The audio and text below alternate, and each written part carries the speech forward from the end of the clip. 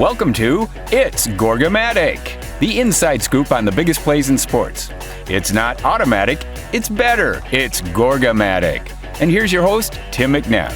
Good morning, everybody. Happy Friday. I am Tim McNiff, and welcome to this live stream of It's Gorgamatic, featuring the magical, the mythical mind of the one and only Kevin Gorg. Think about it. Einstein used his brain to consider subjects like relativity. K. Gorg has chosen to use his epic mind to consider weightier topics, things like point spread and prop bets. And I think we can all agree the world is somehow in a better place because of that. Good morning, my friend. How are you? I'm good. It's a lot more fun. If I tried to go down Einstein's road, I'd have a headache within 2 minutes. I'm not capable of that, so I'll stick to the props and the point spreads, Timmy. Yeah, my daughter was in a 2 years in a row was in a theater program at Princeton University. And so I was able to go there and sit in the classroom where Einstein taught and in the room where it was like his teacher's office. And you kind of sit there and you go, okay, this is pretty cool. This is where he did what he did.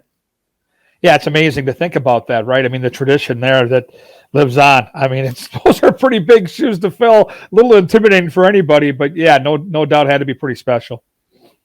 Yeah, crazy. All right. So we've got to one game and one game only to talk about from last night. We had the game between the Giants and the Washington football team. We had the line going into last night's action as Giants plus 3.5 with an over-under of 41. And so it was a game that featured not one, but a couple bad beats for us last night. Your first play was Washington minus 3.5. I'm going to be honest right here. I changed my cable package this year and found out the hard way I don't have Thursday night football. So I was like trying to go across, following the game, through technology. But I was like, I got to do something about this.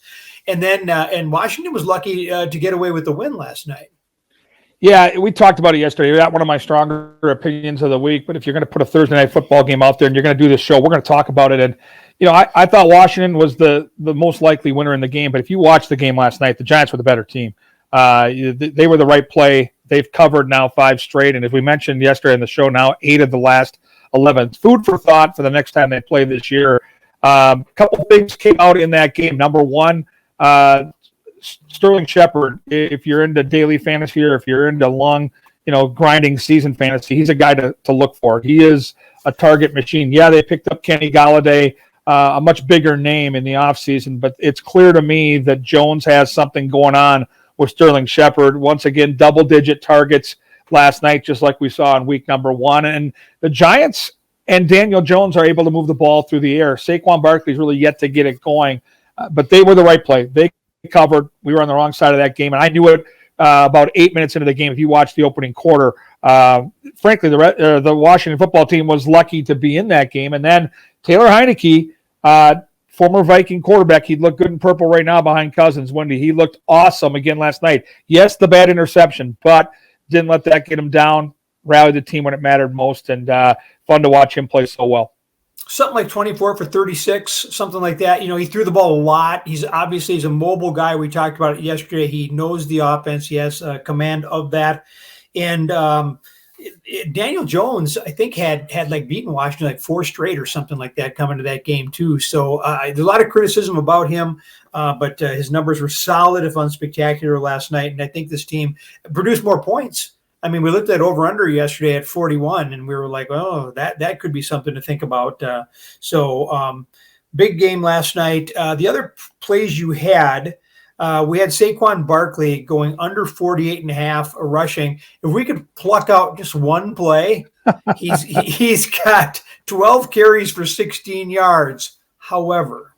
Yeah, the one big run. We talked about it on yesterday's show that the risky run when you play a star back under, and we did it week 1 with Elliott at Tampa and never had to sweat it, but one big chunk run puts you in a bad spot, and that was the case last night. I mean, Washington suffocated Barkley throughout that game. The 12 runs for 16 yards speaks to that, but he did get that 41-yarder, and then going into the fourth quarter, he only needed like 8 yards in the final 6 or 7 minutes when they were trying to play with a lead, and he got there. I love the play. I thought it was the right play. Barkley coming off a short week, coming off this long, shelving with that injury last year. I thought they were going to, kid glove it a little bit, but the Giants got the lead early, and I think that helped give him more of a feature role in their offense.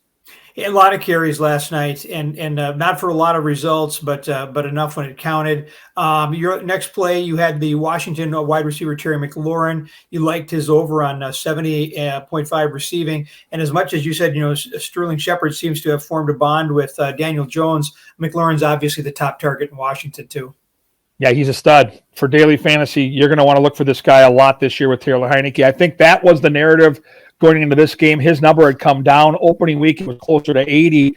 And I get that Fitzpatrick is a really high-end fantasy producer, and he's hurt now. But we talked about Heineke yesterday on the show being great in that playoff game against Tampa. And I don't really see a big drop-off in production offensively for this Washington football team. And McLaurin is unbelievably good. And again, double-digit catches, over 100 yards, had a touchdown. He was the guy. And if you're in season long, go get him while you can. And if you play daily, he's a guy you want to spend some money on, no doubt.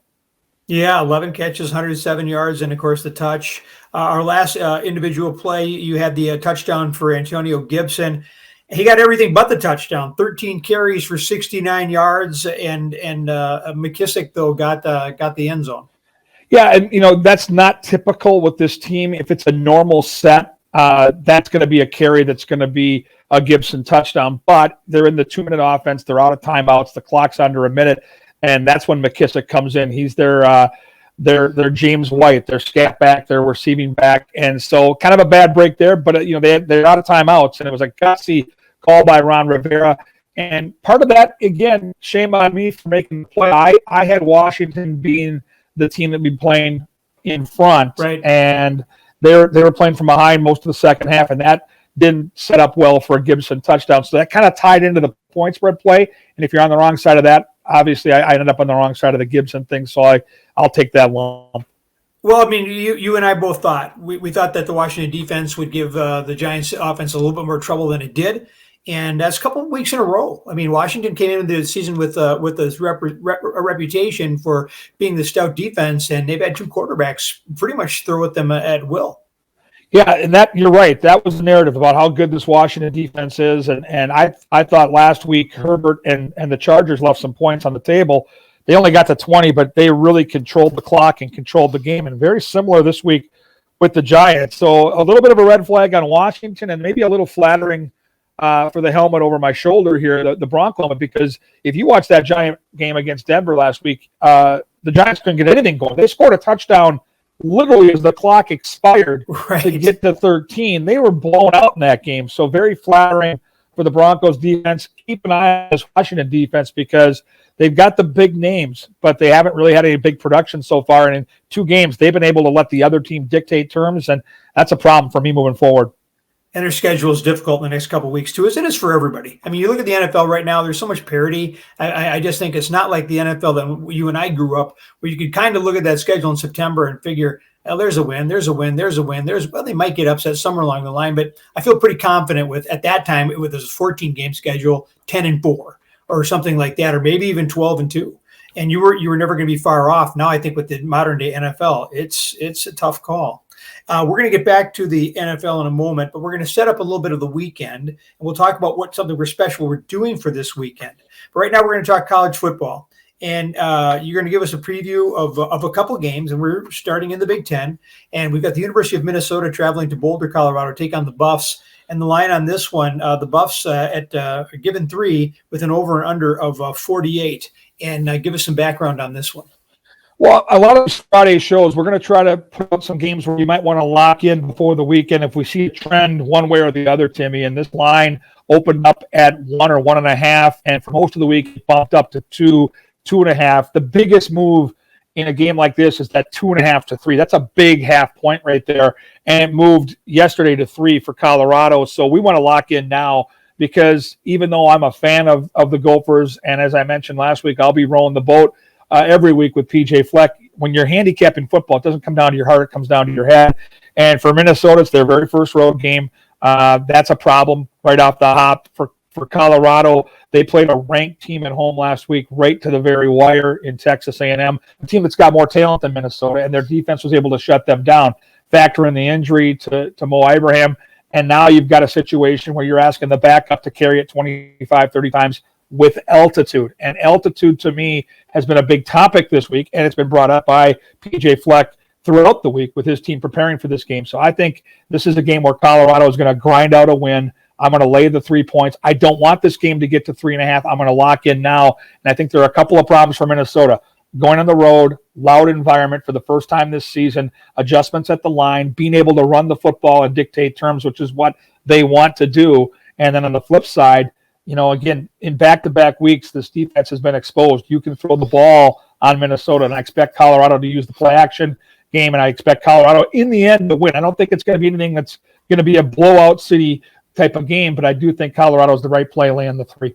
Yeah, I do too. I mean, Minnesota's got to control the ball on the ground. They've got to eat clock. They've got to really, keep that defense off the field if they can. We talk about their pass defense. I mean, it's always that marriage between, can you put pressure on the quarterback, and then how long do your D-backs have to cover? Can they press off the line of scrimmage and make the quarterback get rid of the ball in under 3 seconds? And the Gophers can't. I mean, we thought that there was, it was Ohio State in their offensive line, but they really didn't apply a lot of pressure last week against Miami of Ohio. So that is disconcerting. And PJ Fleck has said this week he is looking for other people to carry the ball, and he's going to need it because not only is there the altitude, but it's supposed to be hot. This is a heat of the afternoon game up in Boulder, and so we'll find out Minnesota finally getting away from Huntington Bank Stadium. I had to think about that one for just a brief pause there to make sure I got the stadium right there. So Colorado's -3 is your play. We're going to work in one other Big Ten game, and you got Maryland at Illinois. This will be the third time we're looking at Brett Bielema's squad. Maryland given 7.5 on the road with an over/under of 61. Your thoughts? Well, Bielema's inherited a team that doesn't know how to play defense, and I don't know if his guys can coach them up, but they're allowing 34 points a game, and they haven't played a real world beaters. I mean, if you want to count Nebraska as a halfway decent team, you're on your own there. I don't think they're very good. They put a couple of cupcakes since, and they're giving up a lot of points. And so you have a Maryland team that's scoring 46 points a game. I mean, this is an offense that's dynamic, that can move the ball. They're kind of one of those sleeper teams that's going to fly under the radar this year in the Big Ten, and they're going to be good enough to contend in their division. And I think this is a mismatch with the Maryland offense against the Illinois defense. They can dictate terms. They can build a lead early. I think it's a bad spot for Illinois. I know they were great at home as an underdog against Nebraska. This is a completely different team in Maryland. I am going to call for a blowout here. I do look at a win of maybe 42-21 type of thing where it's 3 touchdowns. I think 7.5 is a very low number for a Maryland team that should have their way with the Illini. Wow, because that to me is like, wow, that's an aggressive play on the road for a road team at 7.5, and I love the fact that you're calling it. You think it's a low number, so keep an eye on that. And you're right, Maryland is one of those teams the University of Minnesota has seen last 2-3 years in a row, and they score points like it's Madden. You know what I mean? They're just like a video game. They are a very innovative offensive system and a lot of athletes, and they do score points. You're giving us a couple games, early NFL preview, which I appreciate. And we're staying with the Minnesota flavor at the NFL level as well. The Minnesota Vikings playing at Arizona on Sunday afternoon. Cards given 4.5 with an over-under of 51. And I'm just going to tip your hand in the sense that your notes, you had Chandler Jones and J.J. Watt. And I still can't get my head around the fact that Chandler Jones registered 5 sacks last weekend against a guy who was a former number 1 pick and a 3-time Pro Bowl player in Taylor Lewan. Rashad Hill, who will be opposite him on Sunday for the Vikings, is none of those things.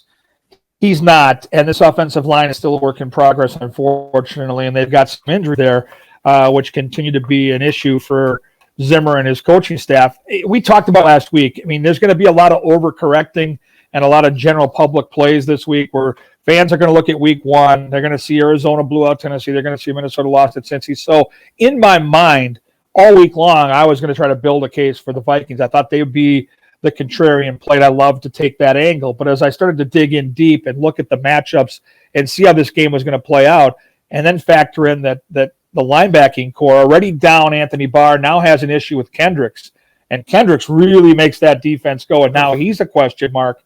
As much as I wanted to make a case for Minnesota and a nice comeback victory after a tough loss at Cincinnati, to me, as I pragmatically handicap this game, there's a real problem on both sides of the ball, right? We talked about the fact that J.J. Watt and Chandler Jones are going to have their way with the offensive line. Then on the flip side, with those linebackers out, DeAndre Hopkins and that receiving core underneath and getting the running game going. It's Kyler Murray, man. I mean, this guy is a problem for every defense. And even though the dogs are barking here, I don't think they're going to be barking in Arizona come Sunday. I'm sorry, Vikings fans.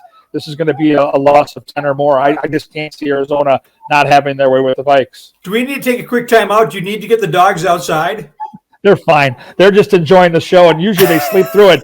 But the content is so good today, they've awoken from the couch, and they want to hear more. They're telling you to play the dog for sure. Oh, no. Okay, this is what they're barking about. Is this game on Monday night? Is this a honey trap? I don't know. I don't know either. You know, they're just – you're right. There's so many numbers, and you look at the game, and Green Bay was so bad last week. And, you know, the Lions, like these dogs – They try to bark every week because they're an underdog every week. And here's the deal. The last 5 years in the National Football League, if an NFL team gets beat by 30 or more, 71% of the time, the next week they cover the spread. Those are big numbers for me. And then I factored in what Aaron Rodgers went through. And there's been 4 situations in the last couple of years where he's been held off the score sheet. No touchdown passes like he was last week. In the following game, he's averaging, Timmy, 3.6 touchdowns thrown the next week. It all adds up to a blowout. I'm sorry to Monday Night Football and all the people around it. It's just not going to happen. It's going to be a blowout. I hate it because it's the Packers, and they're going to have their fun. But, I mean, the Lions are going to have no chance of slowing down Rodgers and the Packers, who will be motivated. Yeah, Dan Campbell has just done a lot of interesting things since he took over there in Detroit. And you've got the play of taking Green Bay and giving 11. And I know everything says that. My hope as this long-suffering Vikings fan, who do we have there? Who'd you pick up? That's Fenway. Fenway is here. He's the one that's the high-maintenance guy that's making all the noise. And has nothing to do with needing to go outside because I took him out before the show. Truthfully, he probably wants to have some breakfast, which we'll get to after the show. And he just wants to see what's going on right now. Right, buddy? Well, Fenway is always welcome. Always welcome. Beautiful. I love it. So as this long-suffering Vikings fan, I just picture, you know, keep creating in my mind this scenario where Aaron Rodgers struggles again and the fans get in on it. It's a Monday night game. They're going to have all day to prime for this game. And if it doesn't go well early for the Packers, I could see this crowd getting ugly. So they're probably lucky it's the Lions. That seems like a real good feel-good tonic. But go Lions. Yay. Well, it's hard to envision a way where the Packers don't win this football game. And really, if you really crunch the numbers and take a look at what the Packers didn't do last week and what they're going to be able to do this week, they're going to want to throw the ball. They're going to want to get Devontae Adams going. They're going to want to get a lead and then use Aaron Jones. And the Lions covered last week. I think a lot of people forget that even though they were down 30-plus points, they came back and backdoored that cover against San Francisco. But if you watched when the Lions had their number one defense out against the number ones for San Francisco, it was a colossal mismatch. Now, San Francisco is a great football team, and they're one of the favorites to go to the Super Bowl in the NFC.